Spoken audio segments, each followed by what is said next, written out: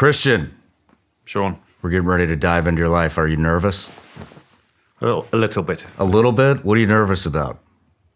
Not being exciting enough. So it might be a boring podcast. Well, we'll do I'm sure it's not going to be boring, but let's do a warm-up.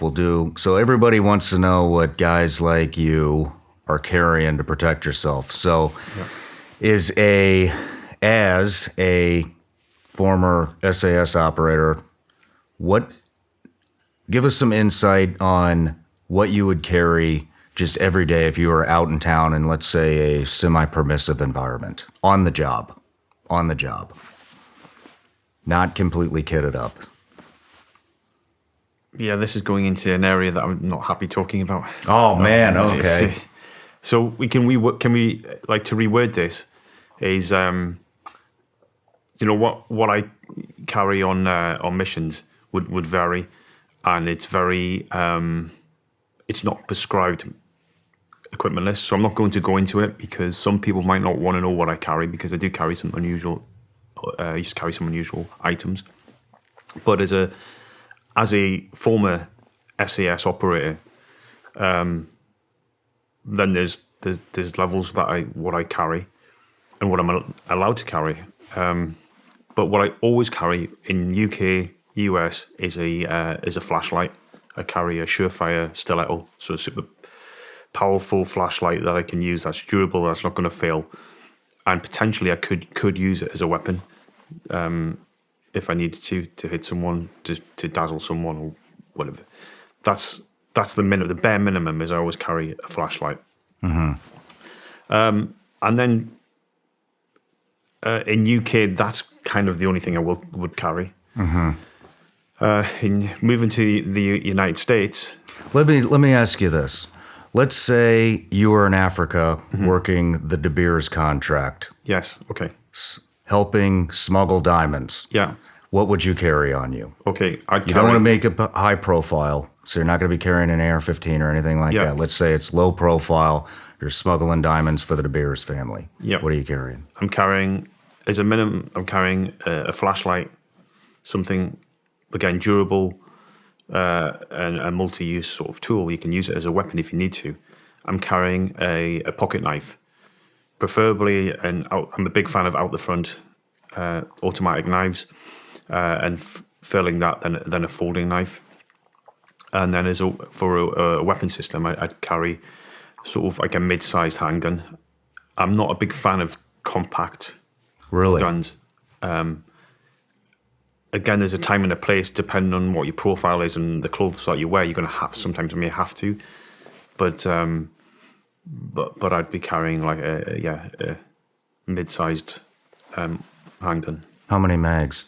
I'd carry three magazines in profile, in civilian profile. But one of the things I'd try to carry is one of those magazines would be a 20-rounder. Okay. The one that's not on the weapon, because when it's on, it's on.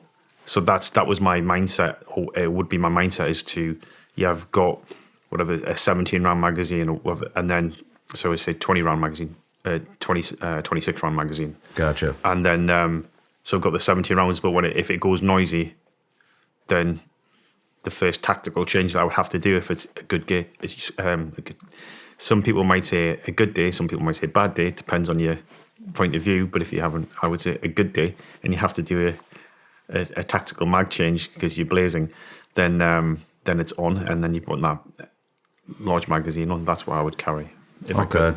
Would you carry both magazines with 26 rounds? It depends if I had the room. Yes. Where would you put them?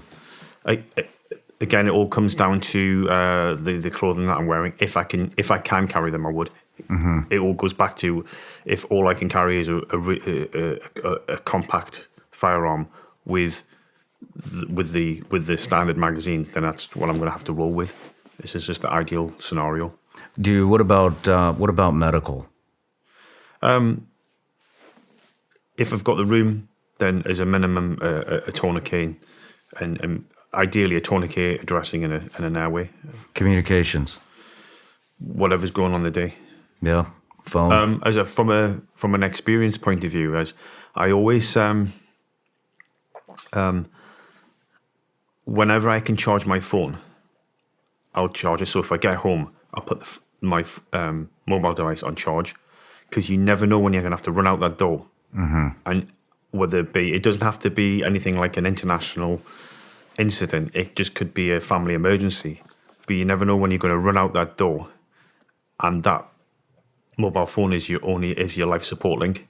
And if that running out the door is at 8 p.m. in the evening, and you've been using your phone all day, and you've got 13%, then you could find yourself in hot water. So it's a tip for me is just to charge your phone up. Yeah. And one of the things I always carry as part of my everyday carry, didn't mention it, I just remembered, is a charging device for that reason. like a portable cell charger, always, solar. No, just like a battery pack. So okay. For that situation, if it goes on and on and on, you've got power to your mobile device. The other thing is part of my everyday carry is I wear an automatic watch. Nice. What kind of piece you got here? This is a Panerai. Nice. But it's the same thing. There's one point in my life, which I think we're talking about, where I had a smartwatch on, and I didn't know how long this incident was going to go on for. And it was going to be unlikely that my battery would run out, but I didn't know. And that was playing on me. It's like this watch. So back to the emergency when you're running out the door, if you've got a smartwatch on, potentially if this incident is running on and on and on and turns into from minutes to hours to days, who knows where we are in this world, to weeks. You want to watch that's going to keep going, and whether it be bad timing and it's a quartz operation that just runs out. So I always, when I'm working out, I wear a smartwatch, but I always, for day-to-day use, always have an automatic watch for that reason. Good call. Good call. What model is that? It's the military. I love those watches. That's a Panerai? Mm-hmm. Can I see that? Yeah. Let me see that. Do you want? You can just throw me your wrist. It's all good. That is a pretty sick watch. Do they issue that to you? You guys get cool stuff? But he's interesting, like a like-minded individuals. The first time I met DJ Shipley, he's got the same watch, and that was the thing. It was pointed out to us. It goes, "Hey, you guys are wearing the same watches." And I'm like, oh. Nice, so nice. Like, Well, I love doing this segment. I just like hearing what everybody carries. And I got a friend over at Sig. His name's Jason. And I told him you were coming on, and he was just ecstatic. He wanted me to give this to you, or he wanted me to show this to you. Right. So I think there's something I could say. Let me know what you think of that. That's the latest Sig P365. So you said 20 rounds. I know you said you didn't like the compact stuff or the subcompact stuff, but you can get a full grip on that thing. It's got 17 rounds plus one in the pipe. It's got the comp on the front. It's got a rail system, the optic, which actually they've upgraded the optic. But what I like is they designed that magazine first for the round capacity, and then designed the gun around the mag. Lovely. I look forward to running this out and seeing. Yeah, so there's a business card in runs. there. And it's got Jason's contact. I know he'd love to hear from you. He might have something for you. I'm not sure. All right. But, well, thank you.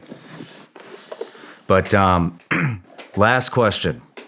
What would for somebody who's looking to protect themselves, and since you are from the UK where you can't own a gun, what would be your biggest piece of advice or your best piece of advice for somebody who cannot carry a firearm to protect themselves? Is to just be aware of your surroundings. So if you haven't got the means to defend yourself, i.e. a gun or a knife, is just be aware that there's people out there who may hurt you. So look for the signs and try and avoid getting into that mix in the first place. Just be aware that someone's always out to get you.